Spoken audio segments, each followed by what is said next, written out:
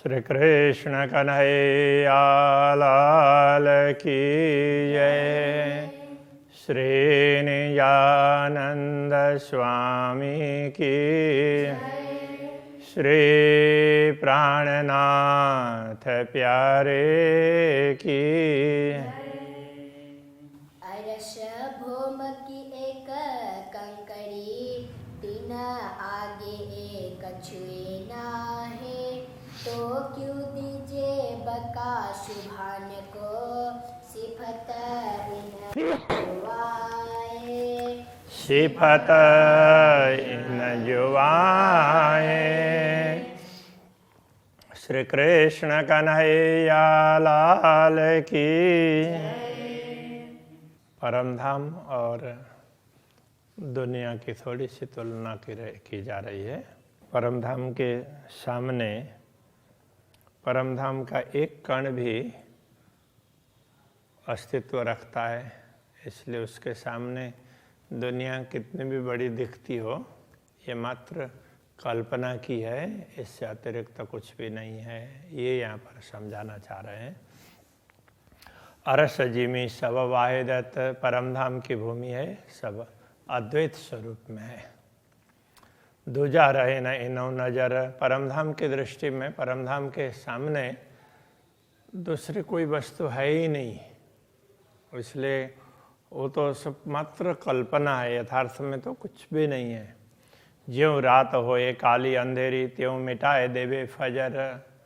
तो जैसे कितनी काली रात हो क्यों न हो, जैसे ही सूर्योदय होता है तो रात कहाँ से कहाँ मिट जाती है पता ही नहीं चलता।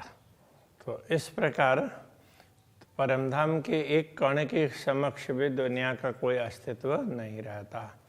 तो ये समझाना चाह रहे हैं। अब दूसरे चौपाई में कहते हैं, है हमेशा एक वाहिदत, एक बिना जरा न और।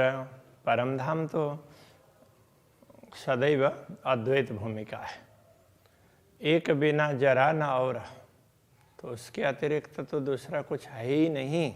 इसलिए अंधेर निमुना ना लगता, अंधेरा का उदाहरण भी दिया नहीं जा सकता, क्योंकि अंधेरा भी दिख रहा है। तो ये दुनिया, परमधाम के समक्ष दुनिया तो कुछ दिखने वाली ही नहीं है। तो अंधेरा भी दिखता है, फिर प्रकाश होता है तो अंधेरा मिटते हुए भी पता चलता है। किंतु दुनिया परमधाम के समक्ष कुछ भी नहीं है, एक मात्र एक कोरी कल्पना है, ये कहना चाहते हैं। अंधेरा राखत है ठौर, कहने का तात्पर्य अंधेरा तो कहीं दिख तो रहा है, उसका तो कोई ठिकाना दिख रहा है। वास्तव में दुनिया कुछ दिखती ही नहीं है। इसके लिए दूसरा उदाहरण देते हैं। ए 14 तवक कछुए नहीं, वेदों कया आकाश फूल। तो ये 14 लोक ऐसे ब्रह्मांड यथार्थ में कुछ भी नहीं है, इनको वेदों ने आकाश का फूल कह दिया। तो आकाश का फूल क्या है? तब आकाश विशाल है, उसमें कुछ भी कल्पना कर लो तो वही देखने लग जाएगा, यथार्थ में उसका कोई अस्तित्व नहीं होता। तो इस प्रकार से इसको आकाश की फूल की भांति कह दिया। कहने के लिए फूल है, वास्तव में फूल नहीं है। तो ऐसे ही कहने के लिए दुनिया है, वास्तव में कुछ नहीं है, ये कहना चाह रहे हैं। झूठा दिखाई देता है या को अंकुर ना मूल, ये झूठा मात्र दिखने के लिए दिखाई देता है, तो इसका तो अंकुर है और ना ही मूल है, इसका जड़ मूल कुछ भी नहीं है। इत वायदत कबू ना जाहिर, झूठे हक को जाने क्यों कर। इसलिए इस नश्वर जगत में अद्वैत भूमिका के विषय में कभी भी कोई बात स्पष्ट नहीं की गई है, क्योंकि झूठे हक को जाने क्यों कर। झूठे नश्वर जगत के जीव हैं, वो पूर्ण ब्रह्म को कैसे जान सकते। इसलिए जब ब्रह्मात्माओं का आगमन हुआ है तभी पूर्ण ब्रह्म की बात स्पष्ट रूप से समझाइए, बाकी तो हम पूर्ण ब्रह्म हैं इतना ही कहा गया था, ये कहना चाह रहे हैं। शुद्ध वायदत्व क्यों ले सके, जो उड़े देखे नजर। दृष्टि पड़ते ही परमधाम की दृष्टि में जिनका कोई अस्तित्व ही नहीं है वो उड़ जाते हों, तो ऐसे नश्वर जगत के लोग तो पूर्ण ब्रह्म परमात्मा को कैसे जान सकते हैं। इसलिए ये बातें पहले नहीं कही गई, ब्रह्मात्माओं के अवतरण पर स्पष्टता कर दी गई है। और पहले जो कुछ बातें बताई है वो ब्रह्मात्माओं को समझाने के लिए है, कि उसकी साक्षी देने के लिए है, ऐसा समझना चाहिए। असल बात वायदत के अरस अरवाह जाने मोमिन, तो परमधाम की अद्वैत स्वरूप की असली बातें तो परमधाम की आत्माएं जान सकती है। इत हक शुद्ध मोमिनो जाके असल अर्श में तन, तो इस जगत में भी, नश्वर जगत में भी, इस कल्पना में भी ब्रह्मात्मा भी कल्पना के रूप में आई है, फिर भी तो इसमें पूर्ण ब्रह्म परमात्मा की समझ है। ये तो जिनका असली परमधाम में वही आत्मा कर सकती है, वो समझ उनको ही प्राप्त हो सकता। और एक मतारोहण का देखो अर्श वायदत, दूसरी बात ब्रह्मात्माओं की और विशेषता, मता का मतलब सामग्री, किंतु अभी यहाँ दूसरी विशेषता, एक तो ये विशेषता बता दी, तो ब्रह्मात्माएं पूर्ण ब्रह्म को समझ सकती है, दूसरी आत्माएं नहीं समझ सकती। तो दूसरी विशेषता क्या है, तो वो बता रहे हैं, देखो अर्श वायदत, ये जो अद्वैत भूमि का परमधाम है, ये ब्रह्मात्माओं के ही अद्वैत स्वरूप में है, तो ब्रह्मात्माओं से परमधाम है। तो पूर्ण ब्रह्म परमात्मा श्री राज्य, उनसे श्यामा जी से ब्रह्मात्माएं, और ब्रह्मात्माओं से परमधाम। इसलिए ब्रह्मात्माओं से ही ये परमधाम है, तो उनके ब्रह्मात्माओं के अंदर परमधाम है, ये कहना चाह रहे हैं। ये दूसरी विशेषता है ब्रह्मात्माओं के। लीजो मोमिन दिल में ए हक अरस न्यामत, ये परमधाम की संपदा, इसलिए ब्रह्मात्माओं तुम ही अपने हृदय में धारण कर लो। तो ब्रह्मात्मा ही धारण कर सकती है, इसलिए तुम कर लो। नहीं न एक रूह के जो सुख लेवे परवरदिगार, तो जब अक्षरातीत के दर्शन करती है ब्रह्मात्माएं, तो एक आँख मानो, और इंद्रियां तो अपना अपना अलग अलग काम कर रही है, तो आँख दर्शन करती है तो भी तो वो सुख लेती है अक्षरातीत के दर्शन का। तीन सुख से सुख पहुँचाई दिल रूहों 12,000, एक ब्रह्मात्मा ने दर्शन किए तो उसको जो सुख मिलता है सारी आत्माओं में वो सुख पहुँच जाता है, क्योंकि वो एक ही अंग है, अलग अलग नहीं है। इसलिए जैसे जीव ने स्वाद लिया तो पूरे शरीर में रोम रोम को वो स्वाद का पता चलता है, तो ऐसे रोम रोम में लगाने पर वो स्वाद नहीं मिलेगा, किंतु जीव जब आस्वादन करती है तो वो स्वाद सबको पहुंच जाता है। तो इसी प्रकार से तो ये कहना चाह रहे हैं, तो एक आत्मा भी राज्य के दर्शन करती है तो सबको उसके दर्शन का लाभ मिलता है। एक रूह बात करे कसों सुख लेवे रस रसनाए, एक ब्रह्मात्मा अक्षरातीत धामधनी से बात करती है, रसना का सुख प्राप्त लेकर रही है, तो सुख रूह आवत दिल 12,000 के माहे, तो वो जो सुख ले रही है वो सब ब्रह्मात्माओं को स्वतः प्राप्त होता है। तो ये सब परमधाम में संभव है, तो दुनिया में ऐसा नहीं दिखता है, इसलिए ये बात समझने में भी थोड़ी सी अटपटी जैसी लगती है। हक बोलावे रूह एक को सो सुख पावे अतंत, तो एक ब्रह्मात्मा को राज्य ने बुलाया तो वो सुख सारे ब्रह्मात्माओं को लगता है कि राज्य मुझे ही बुला रहे हैं। सो बात सुना रूह की सब रूहें सुख पावत, तो अक्षरातीत धामधनी की बात सुन करके सारे ब्रह्मात्माओं को वही सुख प्राप्त होता है, जो सुख जिस ब्रह्मात्माओं को बुला रहे हैं उसको प्राप्त हो रहा है। रूह सुख हर एक बात का कसम अरस में लेवत। तो ब्रह्मात्माएं परमधाम में एक एक बात का सुख प्राप्त करती है अक्षरातीत धामधनी से। सो सुख सुन रुए सबे दिल अपने देवत। तो वो सुख सुन करके तो जो सुख उनको मिलता है तो ब्रह्मात्माएं अपना दिल भी इसी प्रकार से राज्य को दे ही देती है। तो वो उसी में मस्त रहती है, दिल देती है कहने का तात्पर्य। तो हक़ कया रस अपना मोमिनों का जो दिल। इसलिए ब्रह्मात्माओं के हृदय को पूर्ण ब्रह्म परमात्मा ने अपना धाम कहा है। तो सबल आए बाय दत्त में जो यूँ सुख ले तहिल मिल। तो इसीलिए इन सब ब्रह्मात्माओं को अक्षरातीत धामधनी ने अपने ही अद्वैत स्वरूप में लिया है कि ये सब ना इस प्रकार से ये सुख हिल मिल करके लेती है। तो एक को मिलता है तो सबको प्राप्त होता है। ये जो एकात्म भाव अद्वैत भाव है तो ये परमधाम में है। इन विद सुख केते कहूँ अरस अरवा मोमिन। ऐसे परमधाम की आत्माओं को जो सुख प्राप्त होता है, ऐसे कितने सुखों की बात करें। तो आए वाय दत्त में जो हक कदम तले इनो तन। तो अब इनको कितना सुख प्राप्त होता है क्या कहें। इसलिए अक्षरातीत धामधनी को परमधाम से अलग इनको अलग प्रकार का दृश्य दिखाना था।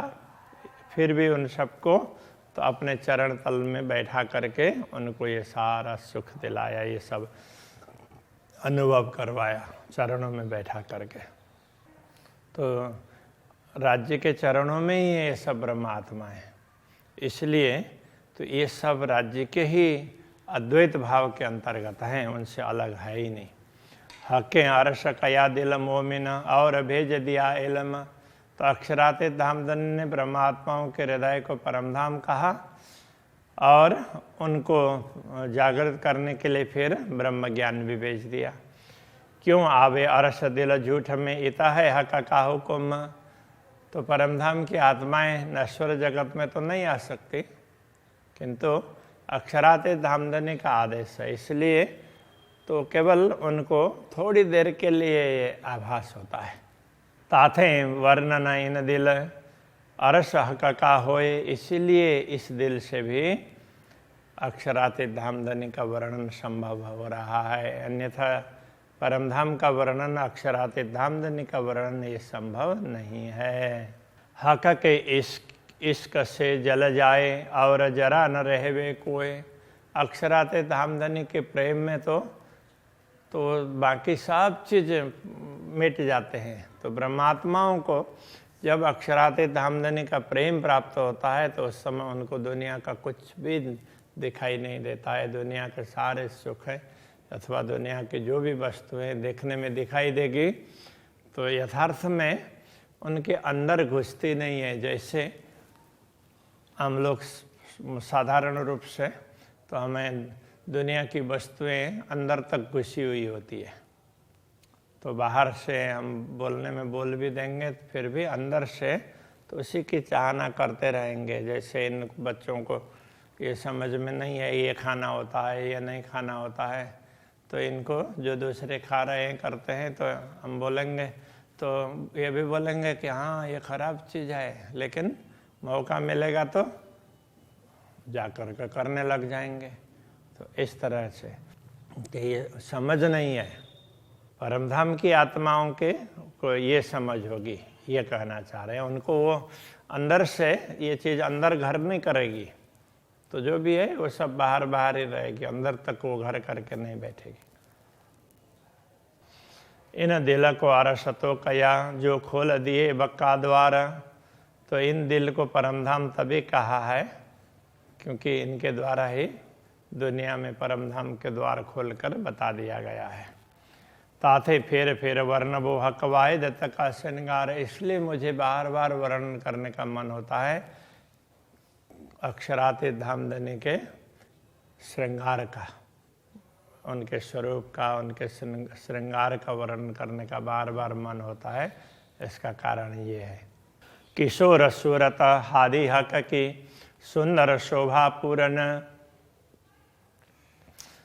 पूर्ण ब्रह्म परमात्मा श्री राज्य और श्यामा जी का स्वरूप है, किशोर स्वरूप है, सुंदर शोभा पूर्ण, सुंदर शोभा से परिपूर्ण है।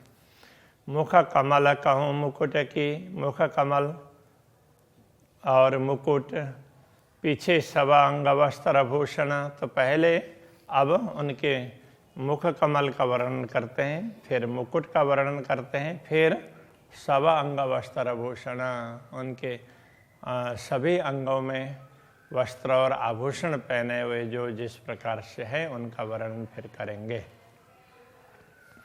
नख शिखलों वर्णन करो, याद करो अपना तन। तो अपना तन परम धाम में है और वो अक्षरातीत के सम्मुख बैठा है, ये स्मरण करके तो अक्षरातीत धामधनी के स्वरूप का वर्णन करते हैं। नख शिखलों, नख से लेकर के शिखा पर्यंत।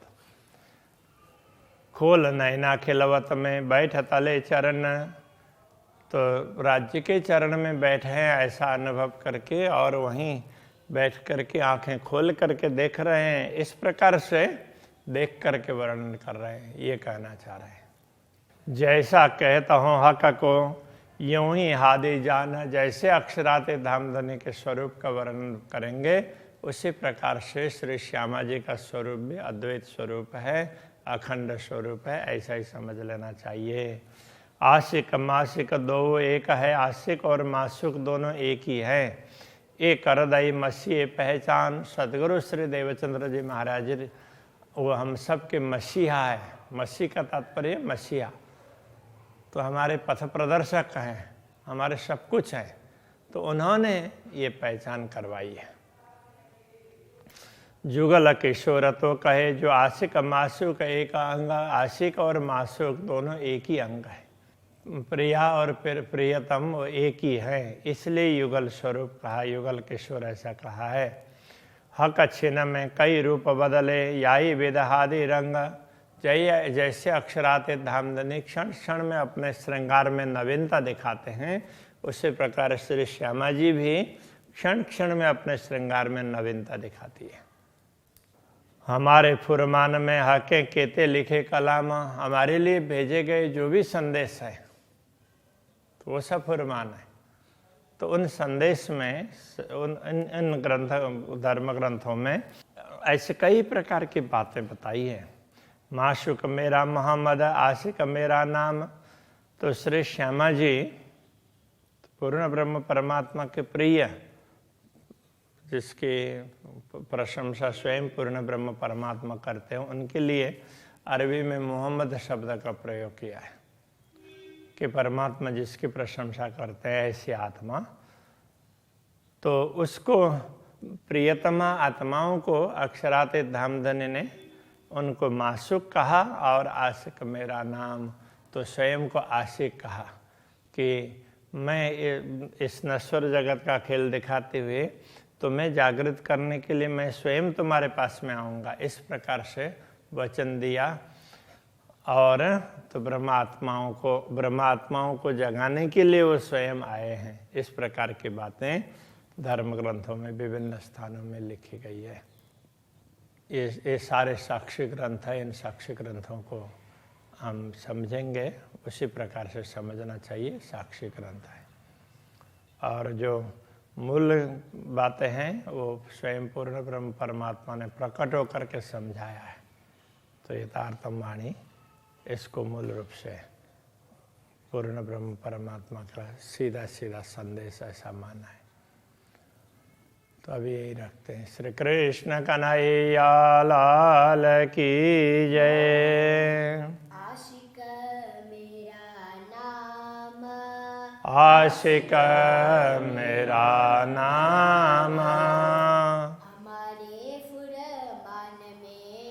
हमारे फुरमान में हके केते लिखे कलाम, हके केते लिखे कलाम। माशुक मेरा मोहम्मद, माशुक मेरा मोहम्मद, आशिक मेरा नाम, आशिक मेरा नाम, आशिक